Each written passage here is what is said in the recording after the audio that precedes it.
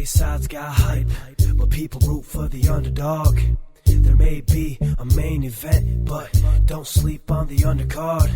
Welcome to the B-side. You can take your sneaks off, take you for a sweet ride. Info we supply worldwide. Thanks for flipping to the B-side. Yeah. Hosted by Brian Mackay.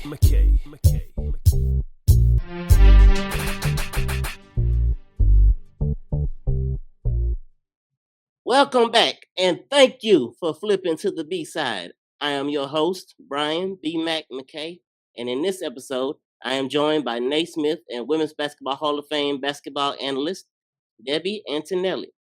Debbie, while best known for her gift of gab on your television screen, played basketball for Hall of Fame coach Kay Gow at NC State, where she is the self-proclaimed best non-stat starter in Wolfpack history. Debbie's renowned broadcasting career began in the early 90s when she served as director of marketing at Ohio State University, where she arranged a deal with the local TV station to air 8 women's basketball games per season, where she would do the play-by-play on all of those games. With a career spanning over 36 years, almost said 4 decades, but I didn't want to hurt her feelings, Debbie calls games for NCAA men's and women's basketball and the WNBA, having just completed her 20th season as analyst for the Indiana Fever. Debbie and her husband, Frank, have 3 boys, Joey, Frankie, and Patrick. The latter half, who just finished a season as a walk-on with Louisville men's basketball and will play at Francis Marion this upcoming season. Ladies and gentlemen, please welcome to the show the pride of Cary High School, until they give the title to Isaiah Stevenson, Debbie Antonelli. BMac, man, I tell you what, we're like family, so I don't know why you rattled all that off. Why didn't you just say, here's my sister, I'm her brother, let's roll? Oh, you know what? Like I tell everybody, the intro is the best part. It's all downhill from here, so here we go. Have you had a chance to watch any of the WNBA playoffs? I know you covered the first round, but you've been all over the country since then, so... Of course, I'm always watching, whether I'm sitting, standing, working out, driving. I'm finding a way to keep up with it for sure. It's been really interesting. Game 2 of the semifinals was really unreal. The turnaround by Vegas, which we expected, and then the comeback by Phoenix, which is just unprecedented against the top team in Minnesota. So I'm looking forward to Game 3. I think we're going to have 2 more really competitive games between both those series. In the Phoenix and Minnesota series, it seems to be, almost polar opposites to each other. First, game 1, Phoenix jumps out to a big lead. At halftime, don't know what Cheryl Reeves said, but she said something. They make adjustments. They come out, they take over, they win the game. And this game 2 is the complete opposite. Minnesota jumps out to the big lead. Then Phoenix makes adjustments at halftime, comes out, and they take game 2. Do you see that trend continuing, or what do you see there? Well, for Minnesota in game 1, they were down 17 and came back. I had that game, and they were very businesslike about what they do. They don't lose their composure. They stay connected. And then the opposite, up 20, they didn't lose their composure. They stayed connected. But maybe that's where they needed a little bit of a sense of urgency, because as Phoenix was mounting their comeback, you didn't see what you expect to see out of Minnesota from an energy standpoint and from a connectivity side. I just thought Phoenix got aggressive. They started rolling downhill. Alyssa Thomas let the game come to her in the first half, and then she became more assertive. And when she's aggressive, they are really tough to deal with because she's led the league in assists. She's a willing passer. I do think Minnesota is highly talented, but the physicality and the determination of Phoenix is going to be an issue through what I would say will be to game 5. I expect both these series to go to 5 games. In the other series, game 1, Kelsey Mitchell comes out and plays a phenomenal game, 34 points, most for a player playing in her first semifinal, which was awesome. But one thing, and I listen to every women's basketball podcast there is. I'll go ahead and put that out there. One thing that I've not heard, other than today, I heard Sue Bird talk about on her podcast. I've not heard anyone mention other than Sue, about the defense that Indiana played, where Lexi Hull just drove Jackie Young nuts all night long. And the combination of Leah Boston and Brianna Turner on Asia Wilson had her rushing. You could tell she was rushing everything she put up. This is all game one. Right. Game two, they made some adjustments, and I thought Indiana, for whatever thing they did in game one with the defense, with Kelsey Mitchell, uh, eh, and as I've coined them on the Her Hoop Stats podcast, the replacements, they all had big games. Game one, game two, everybody almost looked tired, looked exhausted, and Yeah. Lexi got a back issue. Kelsey looked like she's been playing 40 minutes a game. Uh, Yeah. I think this 2 days off really gonna help them, and I think that'll, look good going into Indiana tomorrow. Well, I voted for Kelsey on the all defensive team. So Lexi Hall was a close second in my book. Nobody gets skinny over the top of ball screening action. She's so good at top blocking to be disruptive. I don't think Lexi gets enough credit for what she's done for Indiana from a defensive standpoint. And nobody crashes the offensive glass from the corner better than Lexi. Now, I don't like to talk about defense, but if you've been listening to me on the 30 plus games I did for Indiana, Kelsey Mitchell is a much better defender. She has always used her quickness on the offensive end and her explosiveness, but now she's using it on the defensive end. What's so interesting is all season I've called her like a running back, shoulder pads, over thigh pads, hitting the offensive line, playing a game low to high. Nobody plays the game like that except Kelsey. On the defensive side, she trained with defensive back coach at Cincinnati over the offseason, and it really helped her footwork. And I think it's helped her in Stephanie's scheming, because Stephanie White is a brilliant offensive coach, but she also is very good on the defensive end. And, when you have the kind of replacements, as you call them, you can't quite make all the adjustments come playoffs that you'd like to make from a defensive standpoint. Indiana's not a team that likes to blitz very often, but I'm sure that was in their back pocket for the playoffs. It's hard to do some things that you'd like to do or that you plan to do just to be disruptive.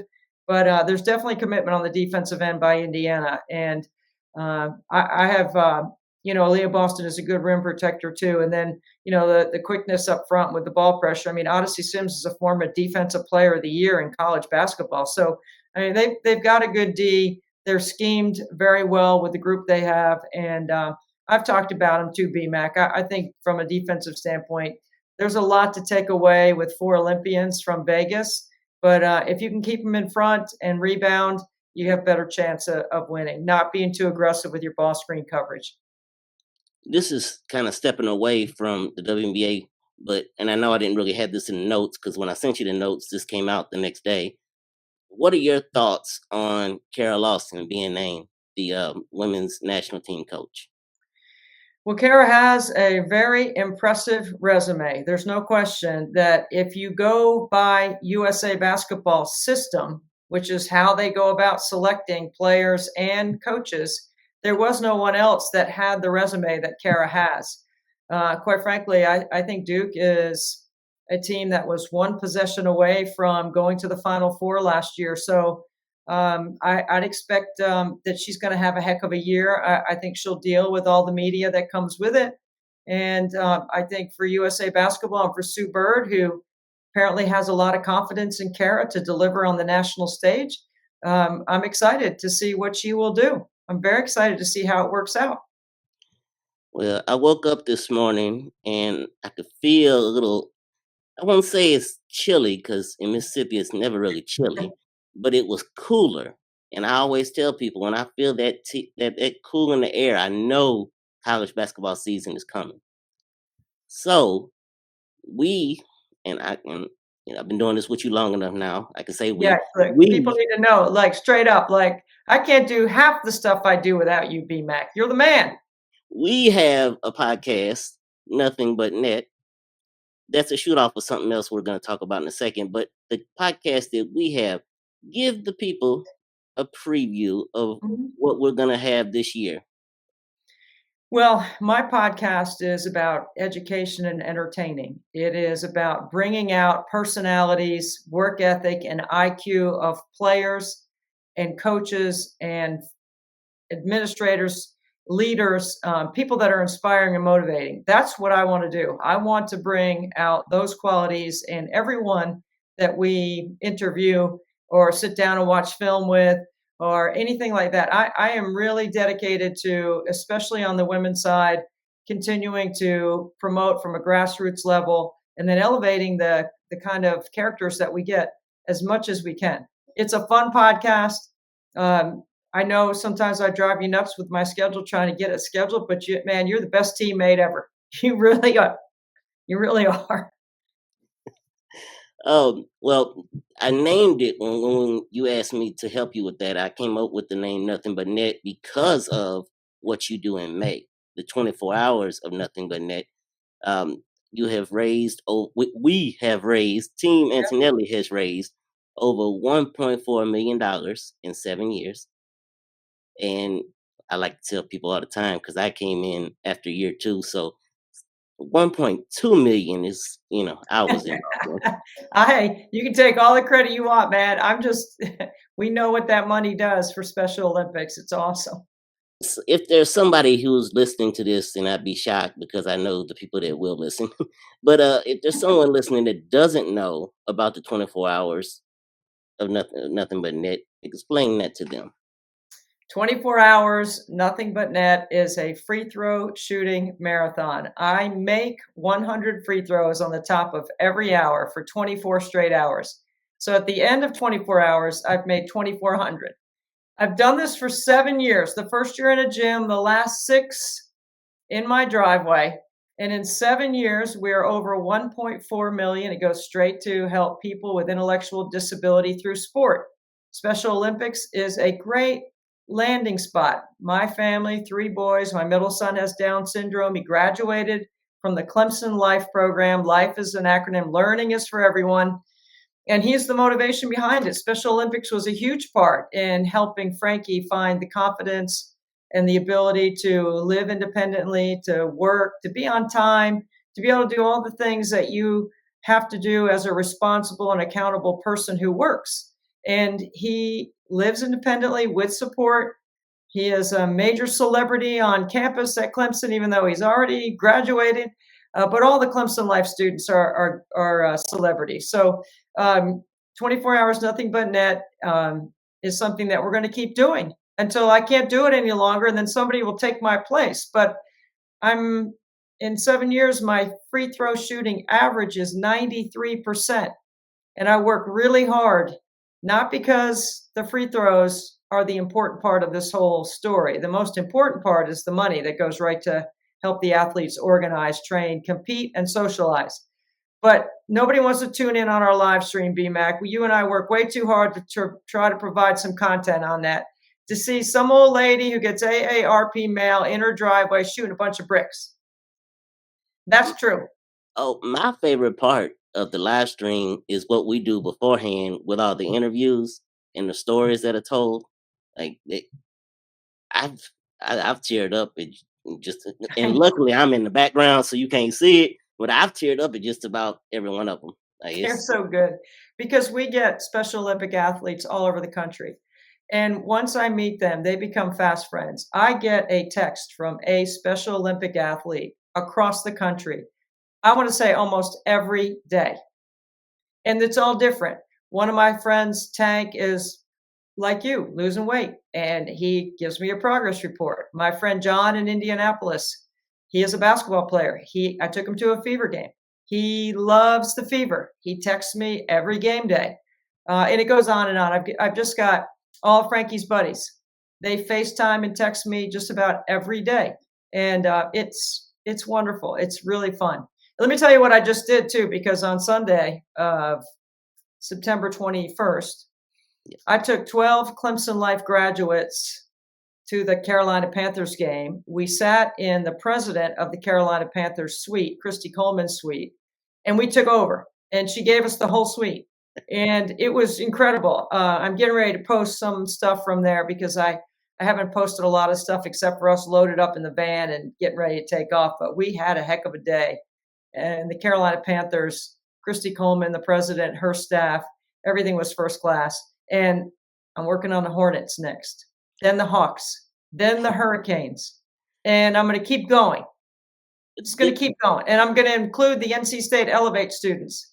And this weekend, I'm going to the NC State football game, BMac, and I'm going to the game, tailgating, and going to the game with the Elevate students. I cannot wait. Should be really fun. This is the first time they've all been together in the football stadium.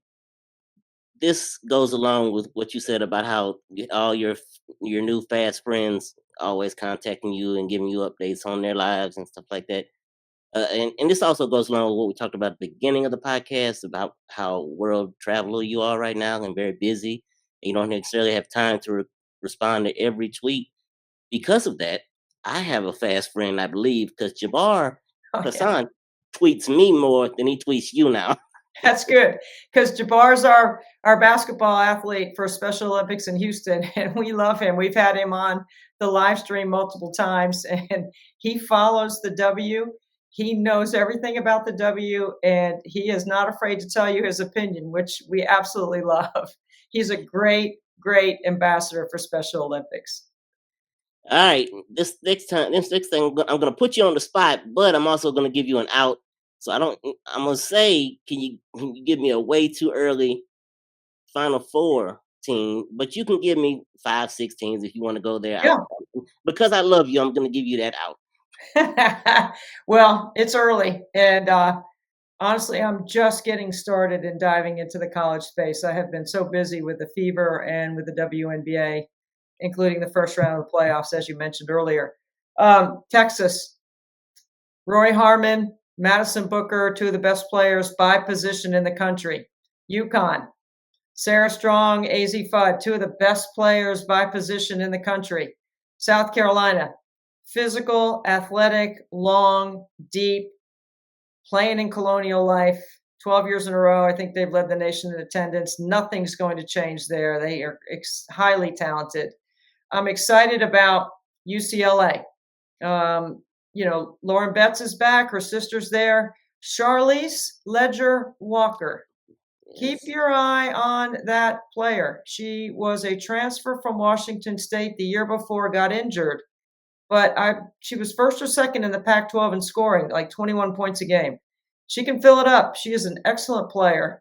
They have a lot of returning players off their Final Four experience, and I'm sure Corey Close has learned a lot from that experience that'll make them better this year.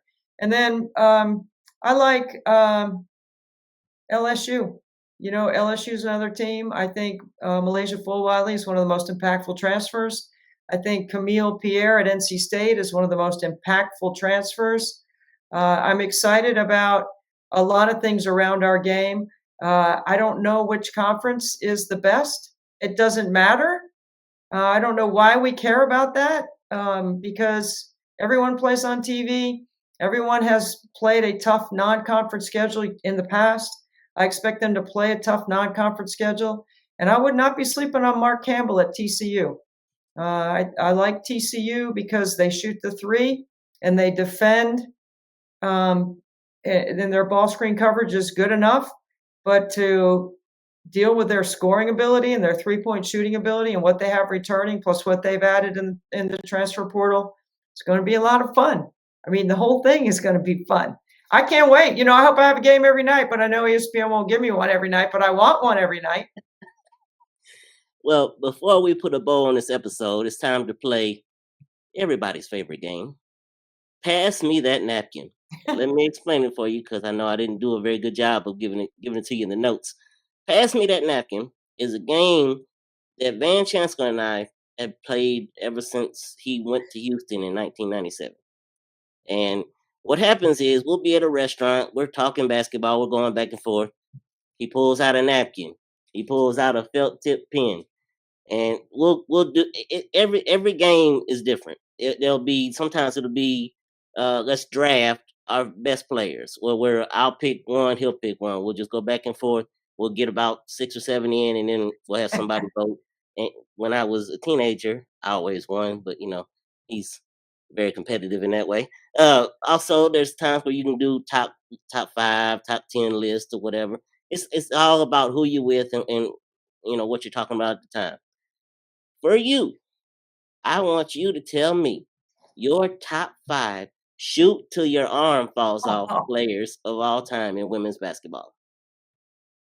Woo, wow. Well, golly, I love a shooter and I love a hot shooter. And I love a player that has spent so much time in the gym that every time they shoot it, you think it's going in.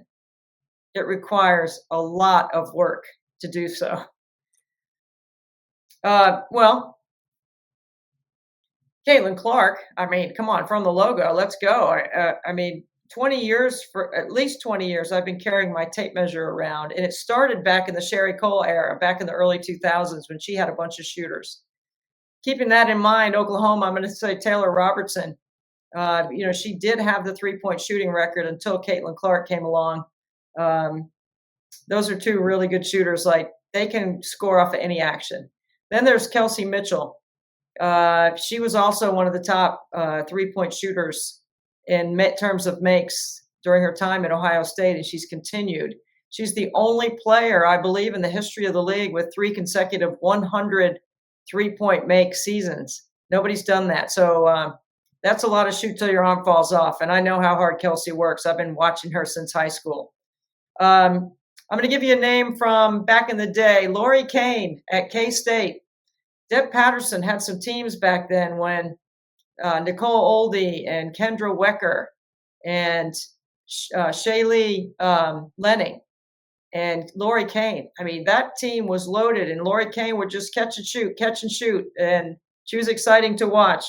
And then I guess, I got a lot of favorites, honestly, BMac, but Katie Smith and Jackie Stiles will always have a special place in my heart. So I may have, if you ask me for 5, I'm going with 6 because I can't talk about offense without talking about Jackie. And then, of course, Katie Smith. I mean, I've watched that kid grow up. So I'm blessed to have been around the game long enough to see players like that. There's a lot of players that, like for me, I didn't have the 3-point line when I played. Came in the year after me. So disappointing. I might not have been the best non-stat starter if we had a 3-point line, BMac, but we didn't. So, oh well. Well, the part in the intro about being the best non-stat starter, I called you self-proclaimed just so I could give that clip to Kristen Gillespie. Well, look, no one wants to compete for that title at NC State. Why would you? I mean, 3 years of starting, very little stats. 31 minutes, 2 for 5, a long rebound, definitely a turnover, a few assists because we had good post players. And, I'm the non-stat player, and I recognize that in the way I call the game. So it just kind of felt like it worked together, Well, how it came about is earlier in my career, somebody asked me, how do we introduce you on the air? I was like, what do you mean? Well, we got Nancy Lieberman, the Hall of Famer. We got Ann Myers, the Hall of Famer. Who are you?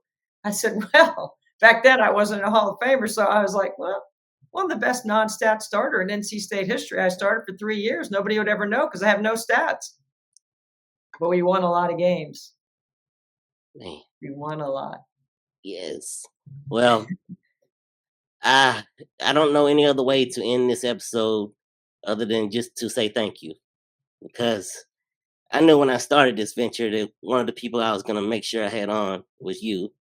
I know you probably got sick of me constantly emailing, constantly texting you.